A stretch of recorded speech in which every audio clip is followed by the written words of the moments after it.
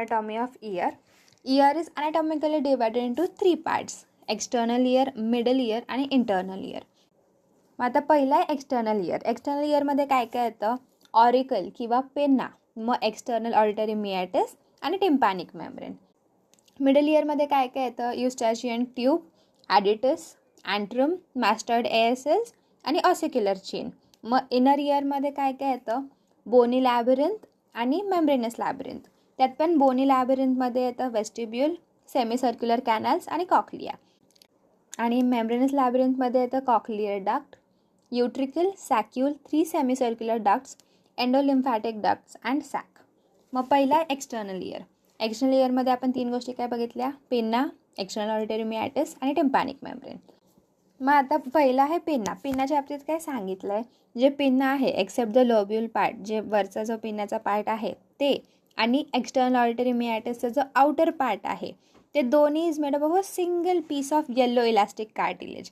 जे yellow elastic cartilage असतं त्यांनी आपलं पेन्ना आणि एक्सटर्नल ऑडिटरी मियाटिसचं आउटर सरफेस हे एक single sheet of yellow elastic कार्टिलेजनी बनलेलं असतं. आणि ऑल्सो आता आपण जर पेन्ना घेतला तर जे लॅटरल सरफेस आहे ना, it is covered by skin आणि पेरिकॉन्ड्रियम. आणि स्किन आणि पेरिकॉन्ड्रियम ना हे खूप इंटिमेटली एकमेकांना चिकटलेले असतात लॅटरल सरफेसमध्ये. वेरॅज जे पेन्नाचं मीडियल सरफेस आहे हे स्लाइटली लूजली अटॅच्ड असतात. ह्यात जे स्किन आणि पेरिकॉन्ड्रियम असतात हे मीडियल सरफेसमध्ये लूजली अटॅच्ड असतात. मग नेक्स्ट काय सांगितलं? जे आपलं हेलिक्स असतं ना ते खाली एंड करतं ॲज अ फ्लॅबी लॉब्यूल, ज्यालाच आपण म्हणतो इयर लॉब्यूल, म्हणजे ज्यात आपण कानातलं घालतो दॅट इज इयर लॉब्यूल. आणि वरचा पार्ट इज हेलिक्स. आता जे आपला इयर पेन्ना आहे किंवा ऑरिकल आहे ह्याचं मेन फंक्शन काय? To direct the sound waves into the external auditory meatus. जो आपला ऑडिटरी कॅनल आहे त्यात साऊंड वेव्सला डायरेक्ट करणं हे काम आहे पेन्नाचं. मग नेक्स्ट काय सांगितलं? जे ट्रॅगस असतं आणि हेलिक्स असतं ह्यांच्यामधला जो गॅप असतो त्याला आपण म्हणतो incisura terminalis and this is devoid of cartilage. काय सांगितलं आहे? ट्रॅगस आणि हेलिक्सच्या मधला पार्ट असतो इन्सिस्युरा टर्मिनालिस. ऑल्सो जे आपले इयर पेन्ना असतं this is important source of graft material. जे आपण रिकन्स्ट्रक्टिव्ह सर्जरीज करतो त्याच्यामध्ये ग्राफ्ट मटेरियल म्हणून इयर पेन्नाची हेल्प घेतली जाते. सो काय काय सांगितलं पेन्नामध्ये? पहिलं तर येल्लो इलास्टिक कार्टिलेजने आपलं इयर पेन्ना आणि एक्सटर्नल ऑडिटरी मियाटिसचं आउटर लेअर बनलं असतं. मग ह्यात स्किन आणि पेरिकॉन्ड्रियम असतं. हे लॅटरल सरफेसला चिकटलेलं असतं एकामेकांना स्किन आणि पेरिकॉन्ड्रियम, वेरज मीडियल सरफेसमध्ये लूजली अटॅच्ड असतं. मग जे आपलं हेलिक्स असतं इयर पिन्नाचं it ends as ear lobule. मग आपल्या पिन्नाचं फंक्शन काय? To direct sound waves into the external auditory meatus. आणि जो आपला ट्रॅगस आणि हेलिक्सच्या मधला गॅप असतो त्याला सांगितलं incisura terminalis and this is devoid of cartilage. आणि जे इयर पिन्ना असतं ह्याला ग्राफ्ट मटेरियल म्हणून यूज केलं जातं इन रिकन्स्ट्रक्टिव्ह सर्जरीज. आता नेक्स्ट आहे एक्सटर्नल इयरचं second part that is external auditory canal किंवा एक्सटर्नल अकॉस्टिक कॅनल किंवा एक्सटर्नल ऑडिटरी मियाटिस. आता हे जे कॅनल आहे, जे आपलं इयर कॅनल आहे त्याचे 2 पार्ट्स असतात, कार्टिलेजिनियस पार्ट आणि बोनी पार्ट. आणि हे जे आपलं इयर कॅनल असतं it extends from bottom of concave to the tympanic membrane. म्हणजे जे आपलं हे असतं पिनाचं कॉनकाय असतं त्याच्या बॉटमपासून तर टिम्पॅनिक मेम्ब्रेनपर्यंत एवढं असतं आपलं ऑडिटरी कॅनल. ह्याची लेंथ असते 24 mm दॅट इज 2.4 सेंटीमीटर. आणि त्याचा शेप असतो एस शेप्ड. त्यामुळे जो आउटर पार्ट असतो ना इट इज डायरेक्टेड अपवर्ड्स, बॅकवर्ड्स आणि मीडियली. आणि जो इनर पार्ट असतो it is directed downwards, forwards आणि मीडियली.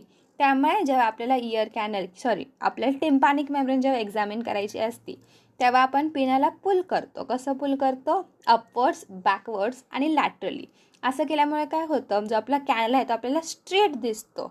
आणि ह्या पर्टिक्युलर शेपमुळे म्हणजे एस शेपमुळे काय होतं? जे साऊंड वेव्स इयर ड्रमपर्यंत पोहोचतात they are amplified by factor of 5 to 10 times. जसं एस शेप्ड आहे ना त्यामुळे साऊंड वेव्सचं ॲम्प्लिफिकेशन होतं almost 5 to 10 times they are amplified. आता आपलं जे एक्सटर्नल ऑडिटरी कॅनल आहे त्याचं आपण काय सांगितलं? 2 पार्ट सांगितले, कार्टिलेजिनियस आणि बोनी. आता आधी आपण कार्टिलेजिनियस पार्ट बघू. कार्टिलेजिनियस पार्टच्या बाबतीत काय सांगितलं आहे? हा पार्ट जो आहे ना हा आउटर 1/3 पार्ट आहे इयर कॅनलचा.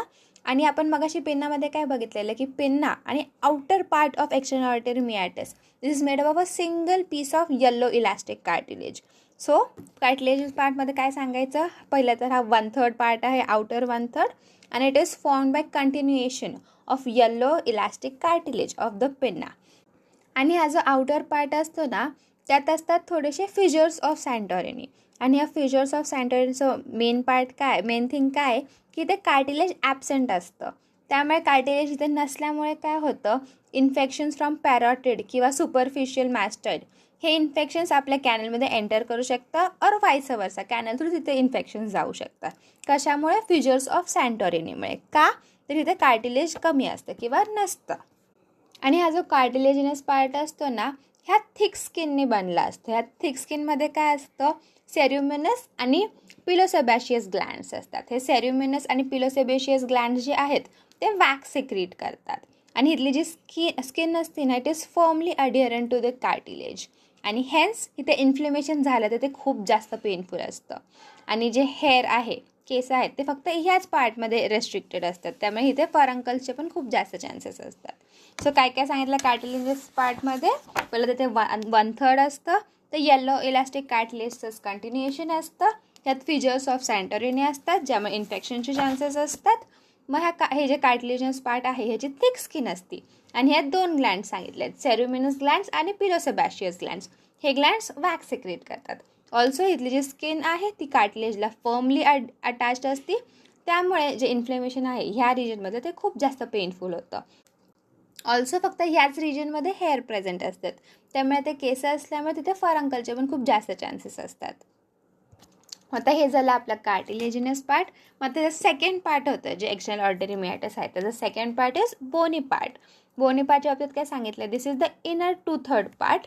आणि ह्यातली जी स्किन असते हे थिन असतं आणि it is continuous over the tympanic membrane. ह्याची जी स्किन असते ही टिम्पॅनिक मेम्ब्रेनच्या स्किनसोबत कंटिन्युअस असते. इथे हेअर नसतात, सेबॅशियस आणि सेऱ्युमिनस ग्लँड्स नसतात. आणि इथे काय होतं, जे आपलं टिम्पॅनिक मेम्ब्रेन आहे तिथून लॅटरली 6 mm गेला ना, तिथे एक नॅरोईंग फॉर्म होतं, दॅट इज इस्थमस फॉर्म होतं. आणि जे फॉरेन बॉडीज इस्थमसच्या पलीकडे असतात त्यांना काढणं खूप अवघड असतं. सो बोनी पार्टच्या बाबतीत काय काय सांगितलं आहे, हा इनर 2/3 पार्ट असतो.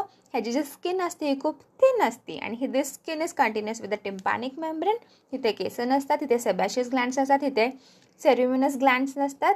आणि also there is narrowing of the canal which is called as isthmus, and this isthmus is at about 6 mm lateral to the tympanic membrane. आणि जे फॉरेन बॉडीज इस्थमसच्या बियॉन्ड असतात त्यांना काढणं खूप अवघड जातं. मग आता नेक्स्ट आहे एक्सटर्नल इयरचा third part, that is tympanic membrane, ज्याला आपण म्हणतो इयर ड्रम. आता ही जी आपली टिम्पॅनिक मेम्ब्रेन असते ती कशी असते, ती एकदम थिन असती, ट्रान्सल्युसंट असती आणि पर्ली व्हाईट मेम्ब्रेन असते. आणि it is situated between external year आणि मिडल इयर. आणि जी टिम्पॅनिक मेम्ब्रेन असते ना ही अशी ऑब्लिकली प्लेस्ड असते. आता ही ऑब्लिक म्हटलं एक अँगल फॉर्म करणार, तो काय डिग्रीचा अँगल असतो, 55 डिग्रीचा अँगल असतो with the floor of the canal.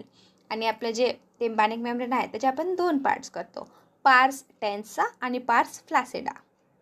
मग आता यात पहिला आपण बघू पार्स टेन्सा. पार्स टेन्साच्या बाबतीत काय सांगितलं आहे, it is below, it is thick and it is major portion. So काय सांगितलं, it is larger part of tympanic membrane. आणि जे पार्स टेन्सा असतं ना ते त्याच्या पेरिफेरीला थिक झालेलं असतं आणि ते थिक होऊन एक फायब्रो कार्टिलेजिनियस रिंग बनवतं ज्यालाच आपण म्हणतो ॲन्युलस. आणि हे जे ॲन्युलस आहे ना हे टिम्पॅनिक सल्कसमध्ये प्रॉपरली फिट होतं. सो काय सांगितलं आहे, pars tensa it is larger part of tympanic membrane which is thickened peripherally into fibrocartilaginous ring which fits into the tympanic sulcus. He fibrocartilaginous ring is annulus. मग ह्या पार्स टेन्सामध्येच असतं handle of malleus. आणि handle of मॅलियसच्याच lower एंडला आपण म्हणतो Ambu, that is एक depression असतं हँडल ऑफ मॅलियसच्या एंडला, ज्याला आपण म्हणतो अंबो. आणि हे जे आपलं हँडल ऑफ मॅलियस असतं ना त्याला जर आपण एक परपेंडिक्युलर लाईन ड्रॉ केली तर आपलं जे टिम्पॅनिक मेम्ब्रेन आहे ते 4 क्वाड्रंट्समध्ये डिवाईड होतं. That is postero superior, postero inferior, antero superior आणि अँटेरो इन्फिरियर. अँटेरो इन्फिरियरमध्ये कोन ऑफ लाईट असतं. सो इथे काय सांगितलं आहे, a cone of light is seen radiating from the umbo to the periphery in the antero inferior quadrant. So काय सांगितलं आहे, अंबो जे आहे अंबोमधून एक कोन ऑफ लाईट रेडिएट करतं into the antero inferior quadrant. मग आता वरचा पार्ट आहे पार्स फ्लॅसिडा, ज्यालाच आपण म्हणतो शार्प नेल्स मेम्ब्रेन. ह्यात काय सांगितलं, it is situated above the lateral process of malleus.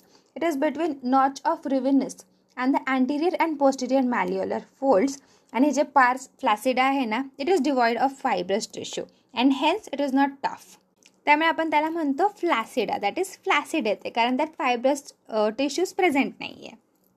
आणि जे मॅल्युअलर फोल्ड्स असतात ना ते काय करतात, ते आपल्या टिम्पॅनिक मेम्ब्रेनला पार्स टेन्सा आणि पार्स फ्लॅसिडामध्ये डिवाईड करतात. कोण करतं? मॅल्युअलर फोल्ड्स करतात. सो आपण काय सांगितलं आत्तापर्यंत, पार्स टेन्साच्या बाबतीत लार्जर पार्ट असतो, पेरिफेरीला थिक झालेलं असतं, दॅट इज ॲन्युलस असतं. ते ॲन्युलस टिम्पॅनिक सॅल्कसमध्ये फिट होतं. मग हँडल ऑफ मॅलियस असतं. हँडल ऑफ मॅलियसच्या लोअर एंडला अंब असतं. अंबमधून कोन ऑफ लाईट रेडिएट करते आणि मॅलियसला एक परपेंडिक्युलर लाईन काढली तर 4 क्वाड्रंट्स होतात. Antero superior, antero inferior, posterior superior, posterior inferior. आणि जे कोन ऑफ लाईट आहे जे अंबामधून रेडिएट करतं टुवर्ड्स द पेरिफेरी, हे कोणत्या रिजनमध्ये भेटतं आपल्याला? अँटेरो इन्फिरियर क्वाड्रंटमध्ये.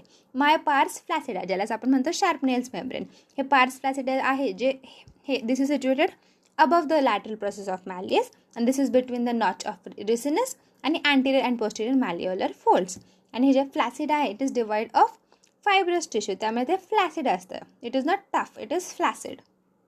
मग आता नेक्स्ट टिम्पॅनिक मेम्ब्रेनची साईज आणि शेप सांगितलं. आता टिम्पॅनिक मेम्ब्रेनचं जे हे आहे वर्टिकल लेंथ आहे that is 10 mm, horizontally 8 mm आणि त्याची थिकनेस इज 0.1 mm आणि त्याचा shape is oval.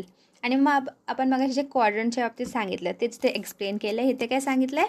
For the purpose of examination the tympanic membrane is divided into 4 unequal quadrants by an imaginary line passing downwards through the handle of malleus and another imaginary line at right angles to it at the level of umbo. Thus it can be divided into anterior superior, anterior inferior, posterior superior and posterior inferior quadrants.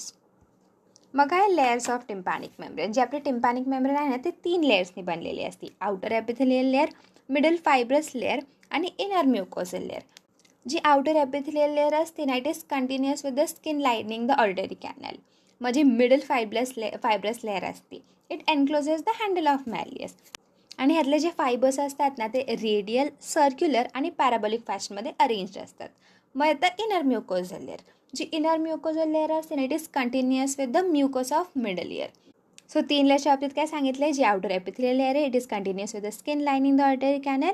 G middle fibrous layer आहे it encloses the handle of malleus आणि ह्यातले जे fibres असतात how are they arrange? They are radial, circular and in parabolic fashion. म्हणजे inner mucosal layer आहे it is continuous with the mucosa of middle ear. मग आहे relations of the external auditory canal. ह्यात सुपिरियरली काय असतं? Middle cranial fossa. Posteriorly असतं मॅस्टॉइड air cells. इन्फिरियरली असतं पॅराटिड gland. Anteriorly असतं टेम्पोरोमॅन्डिब्युलर जॉईंट. मग नर्व सप्लाय ऑफ द पिन्नाचा नर्व सप्लाय कसं सांगितलं आहे? Greater auricular nerves, lesser occipital nerve आणि ऑरिक्युलर टेम्पोरल नर्व. मग एक्सटर्नल ऑडिटरी कॅनल आणि लॅटरल सर्फेस ऑफ टिम्पॅनिक मेम्ब्रेनचा नर्व सप्लाय कसं सांगितलं आहे? Auricular temporal nerve, auricular branch of vagus आणि tympanic branch of glossopharyngeal nerves.